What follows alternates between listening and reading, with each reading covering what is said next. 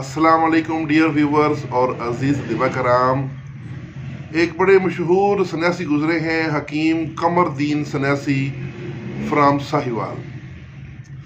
تو ان کا ایک مجرب نسخہ ہے جو سپرم کی کمی اور پس سیل کے لیے، یعنی کہ سپرم کو بھی بوسٹ کرتا ہے اور پس سیل کو بھی یہ کم کرتا ہے.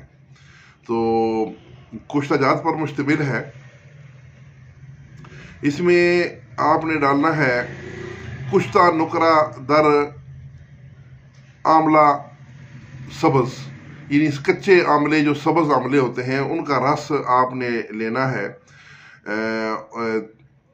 اور اس کے اندر یہ تقریباً میں آپ کو اس کی مقدار بتاتا ہوں، یعنی کہ 150 گرام آملے کا پانی اور 10 گرام برادہ چاندی.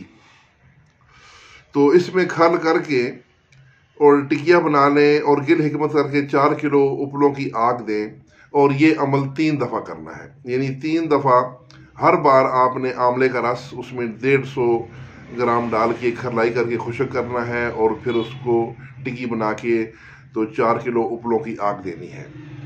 تو اس طرح یہ آپ کا کشتہ نقرہ در آملہ تیار ہو جائے گا. یہ آپ نے جو کشتہ نقرہ در آملہ ہے یہ آپ نے ڈالنا ہے 6 گرام، پوست ریٹھا 30 گرام اور کلی کا کشتہ سادہ 10 گرام. یہ آپ نے ملا لینے ہیں اور ان کو دوبارہ کھرلائی کریں. اس کی مقدار خوراک ہے 500 ملی گرام کیپسول صبح شام دودھ کے ساتھ، اور نہار منہ دینا ہے، یعنی خالی پیٹ دینا، صبح بھی اور شام کو بھی.